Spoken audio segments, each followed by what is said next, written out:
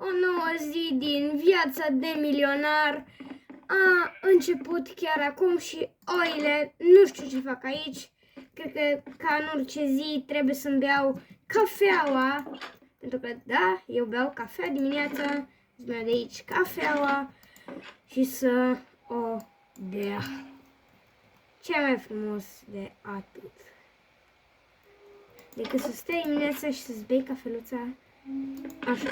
În fine, trebuie să-mi iau, cum să zic, elicopterul meu privat și să-mi iau zborul. Încă nu prea știu eu să conduc elicoptere, dar v-am zis, nu mă prea știu eu cu elicopterele. Dar cât de cât mă știu, iar acum vom merge în satul de unde am primit fondurile pentru casă. Perfect, am aterizat. Cu aterizările mă știu, stați să parchez aici elicopterul. Și bă, ce zic despre satul ăsta? Este satul, nu ne-am cumpărat fondurile pentru casă. Și ăsta este practic satul meu, iar eu mi-am cumpărat, știți voi unde, vila. Vila mea foarte, foarte scumpă. Nu are niciun leu aici, o să parcă un sărăntoc, dar măcar am haine de bogătan, toată lumea mă cunoaște. Iar oare să mă duc pe munte, sunt atâtea lucruri interesante de făcut aici, sau oare să pescuiesc la acest râu extrem de mare și de lung? Poate mai târziu. Acest râu nici nu știu dacă are pești, în primul rând, dar în orice caz e un râu foarte frumos. Poate să ajut oamenii la fermă, dar ce treabă am eu cu banii, având în vedere că sunt cel mai bogat om? N-am niciun fel de treabă. Și pe aici văd că sunt niște gropi, dar ce treabă am eu să bag bani în gropile astea ca să nu mai fie și să fac un lucru bun la acest sat? Ce treabă am eu? Adică, bă bune, v-am zis, nu mă prea știu eu cu decolările, dar pentru că sunt bogat, voi urca. Au! Au! Au! Din fericire am ajuns din nou acasă, am fost la medic, s-au întâmplat multe chestii, în fine, am piciorul în gips, probabil că mai iau foarte puțin damage, voi muri, așa că trebuie să am mare, mare grijă. Aoleu, stai să cobor cu grijă aceste scări, am rămas și fără elicopter. Și în câte mi-au zis medicii, trebuie doar să mă relaxez pentru a-mi reveni. Așa că voi sta în piscină și mă voi relaxa. Poate și adorm. Nu trebuia să adorm, dar nu știu. De ce greu e. Nu mai pot să fac nimic. E foarte greu. Au! Nici la pădure nu mai pot ajunge. Hai de mine, dar ce e cu viața asta? Nu mai pot merge. Ce e asta? Au. Noroc că am avut destui bani să plătesc. Să plătesc medicul ca să pot să-mi revin din acea foarte mare accidentare pe care am suferit-o. Din păcate nu mai pot juca nimica. Ai de capul meu. Vai de mine, ce grea e viața. Dar cred că trebuie să mă întorc acasă. Au piciorul. Trebuie să fug repede că se face seară și să plantez mâine aceste floricele. Dar ce mă doare piciorul. Ai de mine, ce m-am lovit. Dar măcar prin acest somn poate îmi voi reveni. de la această accidentare gravă. Iar voi ar trebui să vă feriți totuși de aceste accidentări, știți? Pentru că sunt cam grave. Da, eu cred că mă bag la un somn. E dimineață, da. Din nou trebuie să-mi beau cafeaua, trebuie să-mi fac de toate. Trebuie să fac tot, să beau cafeaua, ca de obicei, pentru că e regulă strictă. Ai, ce somn mie.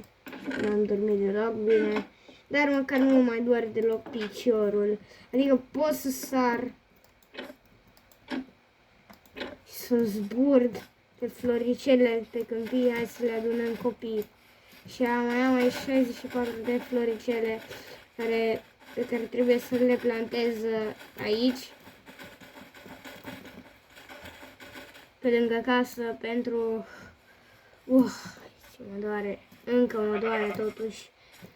Și cred că va trebui să mai explorez, pentru că îmi place foarte mult. Am pierdut și elicopterul, din păcate nu am niciun elicopter, nu mai pot zbura. Mașină nu am pentru că merg pe jos, nici n-am nevoie de mașină, pentru că merg pe jos, am picioare. Și ce viață mai e asta? Hai, mine, am rămas și fără elicoptere, am rămas fără nimic. De mine. Cred că o să mai iau câteva floricele ca să am o conexiune cu această pădure. Sau oare să plantez niște copaci? Poate ar fi o idee să plantez copaci pe lângă casă, ca să mă simt mai bine, să am mai mult oxigen, pentru că mai mereu pe lângă casă simt că nu e aer și că trebuie să se întâmple ceva în privința asta. Și acum culeg foarte multe floricele pentru a le planta pe lângă casă, pentru că poate nu știți, dar chiar și bogaților le plac foarte mult florile și nu am nimic, casă. Ok, acolo. Uneori uit unde mi-e casa, dar fiind printr-o pădure simplă de floricele și cireși, nu am cum să mă pierd, adică, știu tot timpul unde mi-e casa, chiar dacă uneori mă pierd. Mai mereu greșeam direcția, mai de mult, dar în fine, trebuie să mergem, avem? Vai de mine, câte floricele am adunat, nici nu mi-am dat seama, dar măcar sunt multe și le putem planta pe aici, să dăm turul casei, să facem casa roz de floricele. Sper că se pot pune și pe... Nu le putem pune peste tot. Nu le putem pune peste tot, din păcate. Le punem pe unde putem, știți? Adică sunt niște floricele foarte frumoase, care trebuie doar să le punem pe aici și să le prețuim. Ok, vine și următoarele petale din astea. Așa, să le ducem și pe aici un pic, să extindem zona asta. Și mai avem încă 2 din astea, de floricele, 2 buchete. Și punem pe aici peste tot. Nu se lasă seara, ceea ce e bine. Eu am casa orientată spre est. Nu știu de ce, dar așa a fost concepută.